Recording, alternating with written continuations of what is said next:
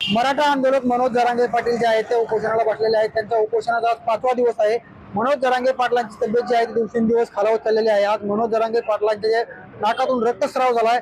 मनोज जरांगे पाटील यांना समर्थन देण्यासाठी संपूर्ण महाराष्ट्र बंदची जी हाक देण्यात आली होती आणि हाक जी आहे ती बीड जिल्ह्यामधून देण्यात आली होती। आज संपूर्ण शहर जे आहे बीड जिल्हा पूर्ण जे बंद आहे, बंद करण्यात आले। संपूर्ण व्यापाऱ्यांनी स्वयंस्फूर्तीने जे आहे ते बंदमध्ये सहभागी होत मराठा समाजाच्या आरक्षणाला जे आहे ते पाठिंबा दिलेला आहे। एकंदरीत बघू शकतो कशा पद्धतीने मी बीडच्या सुभाष रोड परिसरामध्ये उभा आहे। एकंदरीत संपूर्ण बीड शहर जे आहे ते कडकडीत बंद ठेवण्यात आलेलं आहे।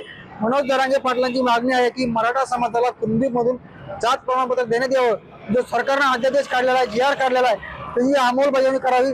तात्काळ अधिवेशन बोलून मराठा समाजाचा जो अध्यादेश काढलाय त्याची अंमलबजावणी करावी आणि तो जो कायदा आहे तो कायदा तयार करण्यात यावा।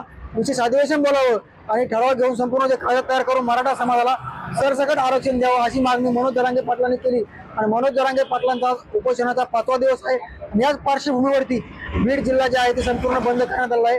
विशेष म्हणजे मनोज जरांगे पाटलांची जी बीड जिल्हा आहे जन्मभूमी आहे, म्हणून महाराष्ट्र बंदची ज्यावेळेस हाक दिली त्यावेळेस याच बीड जिल्ह्यामधून ही संपूर्ण जी हाक आहे देण्यात आलेली आहे। प्रत्येक उपोषण जे आहे ते बीडमधूनच त्याची दिशा दिली जात आहे आणि एकंदरीत आज संपूर्ण शहर जे आहे ते बीड शहर पूर्णपणे कडकडीत बंद ठेवण्यात आलं आहे। कुठल्याही प्रकारचा अनुचित प्रकार घडू नये म्हणून पोलिसांचा कडेकोट असा बंदोबस्त आहे। पोलीस रस्त्यावरती आहेत।